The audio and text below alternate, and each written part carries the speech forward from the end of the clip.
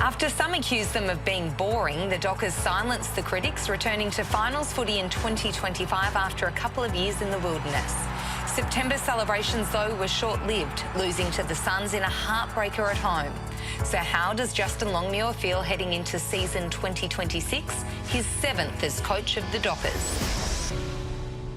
Justin, welcome. Talk to us about this time of year. Do you love it? Do you loathe it? Because there's that sense of excitement and anticipation. You've got no losses on the board, but also it must be just itching to get back into it.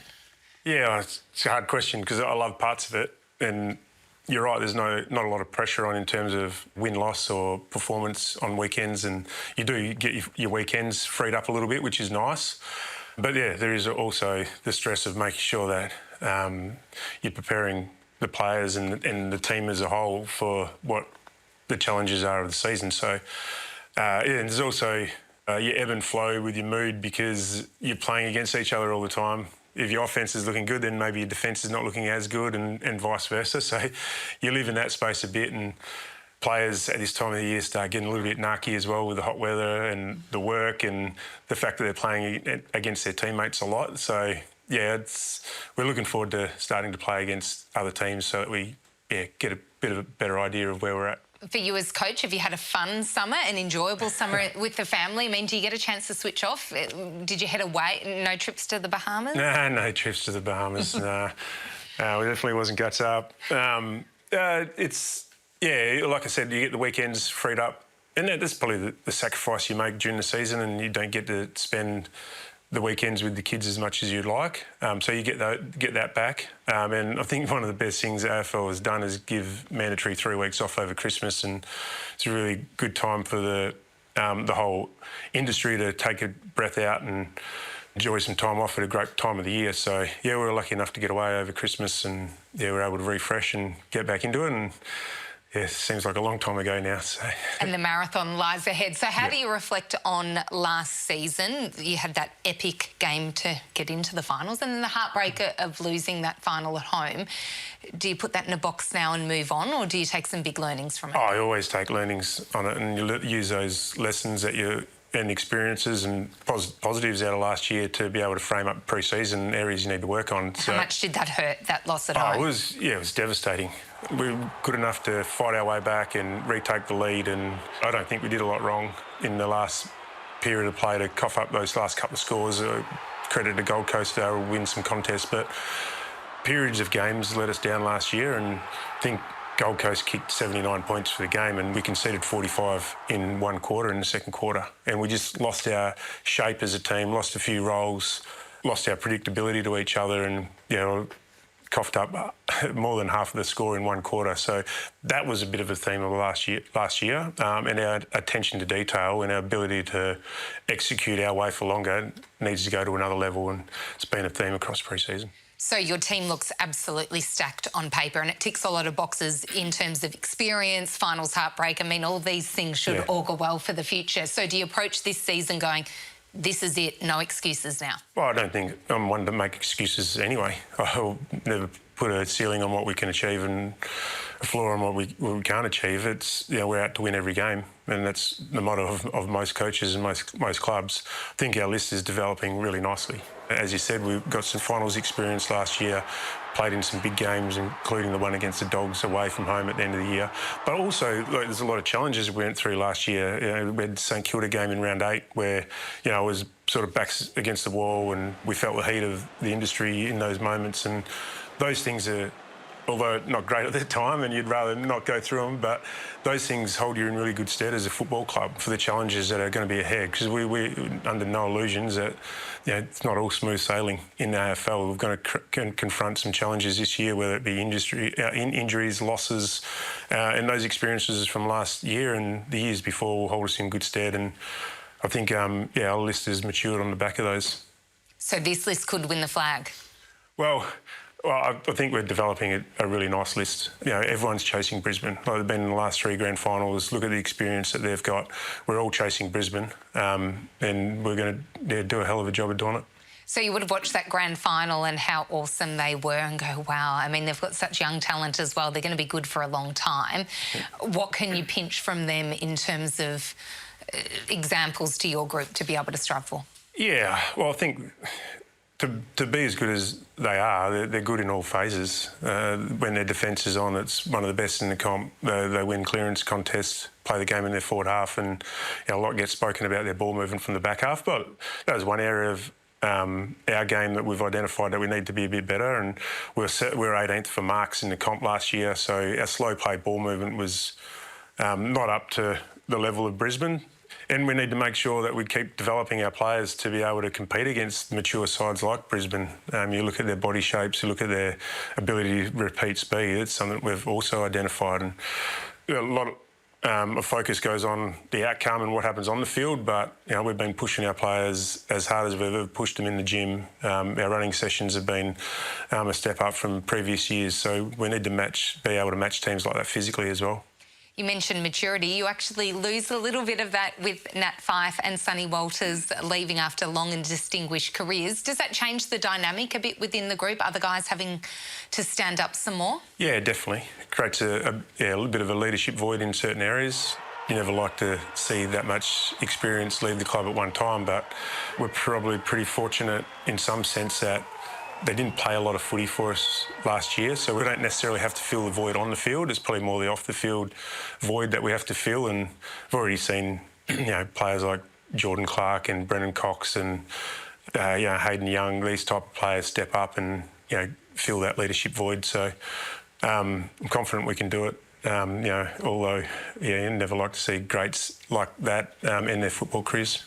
Hayden Young's such an exciting player. I mean, we love watching him play and want to see more of it. Hopefully his body allows that. How great is he to coach? You see all the skill that he provides, but what I love most about him is he's just a real competitor, and he hates losing a game of table tennis, let alone a game of footy. So he just competes at everything he does, which you love as a coach. And offers us something different in the midfield. Left footer, kicks the ball a long way, but also really accurately leads our inside 50s when he's up and going, and really a bigger body, tough. So probably felt last year, and especially early last year, we left a lot of work for Andy and Caleb to do in the midfield alone. And when one of those guys got taken out, it sort of our game didn't play out as well as we would have liked. So get a full season out of Youngie would be outstanding.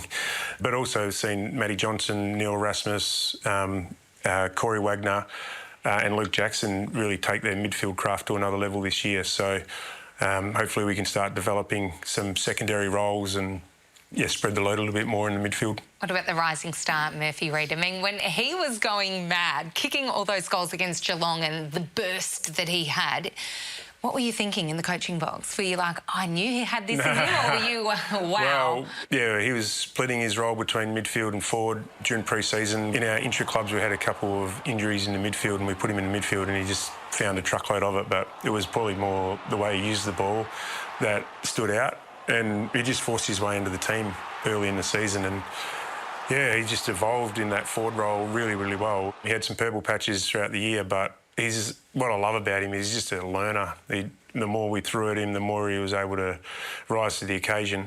And he developed his game offensively, but some of his defensive work was great at the end of the year. And he's probably one of our better kicks going inside 50s. He hits the scoreboard, but he sets up a lot more goals than he kicks. So his forward craft is really coming along, and I love the step he's taken forward in his footy this pre-season, because the first off-season after a season like that can be tricky, but it looks like in his off-season he did a lot of work. He's returned fitter and stronger, and he's taken his game to another level. So he energises the group with how he plays, as does Patrick Voss. Talk to us about his antics and his, crazy goal celebrations. You're renowned as being a reserved character, certainly in the media, and then you've got this guy calling himself the prancing pony and running around the ground. Well, I'm not sure he's calling himself the prancing pony. Well, we'll call him that. Yeah, we'll call him that.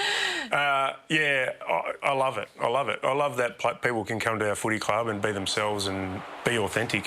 There's so much anxiety in AFL football and professional sport alone that the last thing you want is players having to come to the club and be something that they're not. So I love players being able to express themselves whilst putting the team first. So he does that. And I love the energy and enthusiasm, but what I also love about Patrick is that no one works harder on the game than him. He is meticulous in planning and being purposeful of what he needs to work on, and then he goes to work. So, I guess, but I reckon Jamie Graham, our forward line coach, would have kicked 3,000 footies at him since he came to the club, and we've seen his marking go to another level because of that. So he just puts in the reps, works his backside off, and we've seen his game flourish. And then, the carry on after goals is nice as it picks the crowd up and gives his teammates energy as well. A group needs extroverts as well, yeah? And particularly a group like yours that at times people have said, well, there's some introverts in the group. You need those guys to build that energy. Absolutely. Sometimes, we can be a bit quiet, a bit introverted at times and get caught up in our heads, and he's able to pull some guys out of that. We've got Mason Cox at the club now, who's another extrovert who's, been bubbling around the club on and off the field this pre-season. So, you need a mix of personalities to be able to compete at the highest level. This year, you guys are going to be linked to Lockie Neale throughout the season while he's doing his thing at Brisbane in 2026. How closely do you look at that situation with him? How closely do you talk to his people? Personally, I go nowhere near it at the moment. It's... I'm reluctant, never really spoken about players who are contracted at other clubs. Clearly respect what Lockie has done on the field. But, I'll leave those talks to others at the football club, and I'd imagine that wouldn't happen until later in the season anyway. You are going to get the question over and over again just because obviously his links to Fremantle in the past. Are you prepared for that as a coach? I mean, you're going to walk into media conferences and it's probably going to drive you crazy. No, I understand. There's always interest in people shifting clubs, and Lockie's one. There'll be other players linked to our club throughout the year, but it's my motto to focus in on the playing group we've got in 2026 and do the best I can for them. Could you squeeze him into the midfield if you had him? He's not a bad player. Well, that'll be a question for later. I like the way you tried to suck me in, though. Yeah. Straight back. So as you approach the season and you look at the fixture and, it is a marathon, so many things can happen. What's the one thing you want this group to nail from the beginning? Stay in the moment. I think when you've got expectation on you as a football club, that's a privilege, but there's also a way of handling that. And things aren't going well, or things are going well, like you can get carried away in the external hype and sometimes the external criticism. And I think it's a real skill for the modern day player to be able to stay in the moment and be where their feet are. We have a term, win the day, and making sure that we bring purpose to everything we do every day. And we need to build on that because, if you look too far ahead, this game has a really good way of pulling you back into line. And is that a particular challenge in the West? I mean, here in Victoria, lots of teams, a lot of focus. At the moment, West Coast are in a rebuilding phase. They're at a different stage of their development to where you are. You're shooting for it all. And so with that, I imagine, comes a lot of West Australian pressure. Yeah, it comes from everywhere, right? Like, all over Australia, the media, but also fans and people online and all types of different situations, families, mums and dads and brothers and sisters, and it comes from everywhere. And although it's great to get pats on the back when you're going well, you need to make sure that you remain really level and consistent. And the really consistent, boring approach is what allows you to perform consistently throughout the season. So you mentioned the word consistent and boring. I mean, sometimes that's levelled at you guys as a criticism. Are you saying, hang on, that can actually be a really beneficial thing too? Well, I don't necessarily hear that as a criticism. And people who criticise consistency are people who don't really know much about the industry because... and when I talk about consistency, I'm talking about preparation and the way your habits and behaviours are off the field leading into a game, really. We want to make sure that we play a way that's able to compete against the best sides. And I think last year we were able to compete against the best sides. Our record against the better sides was actually better than probably what it was against the bottom side. So the consistency is levelled at the behaviours and the habits off the field, more so than on the field. Wildcard round, do you like it? Well, I would probably prefer not to happen, but I don't get caught up in criticising or worrying about these types of things. Trust the decision makers within the game to do the right thing by the game. I know it's not just what the coaches need that falls behind these decisions, it's what the game needs, and if the decision makers decide to bring something like that in, I'll support it. Hopefully you're further up the ladder and you don't have to worry about what's happening underneath. I think it does level that out a little bit. The higher you finish up the ladder, the week off might be of benefit, whereas now it might be seen not to be as beneficial for the top teams. So I think that's a bonus for it. What about the rule changes? How much work have you done on them? Which ones are you most concerned with? Which ones do you think are going to be really beneficial? Well, I think probably the three is that need to get used to the stand rule. I think that'll cause a few headaches early in the season. Probably not for us as much because we usually man the mark. But feel like there'll be some 50-metre penalties paid early in the year because players won't adjust to that. The centre bounce will be a tricky one for Rucks to negotiate. And I think the last disposal out of bounds will take a little bit of time to get used to, but players will adapt pretty quickly. It's been great over the pre-season that the AFL make the umpires available to come out to training, and they're getting their eye in on the new rules, and they're helping our players navigate that as well. They were a great resource for our players to ask questions and get advice off how they're going to interpret different situations. So that's been a great benefit. Your ruck division's pretty strong as is. How are they feeling about the rule changes? Well, some will see it more positive than others. No, Sean probably is a bit more of a wrestler and not a jumper, and it might favour the jumpers a little bit more. So Mason and Luke are looking forward to it, and Sean's just going to have to adjust the way he approaches it. What I've seen at training, he's doing a great job of that. And the other tricky part is that our rucks don't tend to jump forcefully at each other this time of the year, given we don't want to risk any injuries. So we'll have to navigate that over the pre-season. JL, thanks for joining us. Our best of luck. It's going to be a big season ahead, and hopefully you're there right at the end. Great. Thanks for having me. Thank you.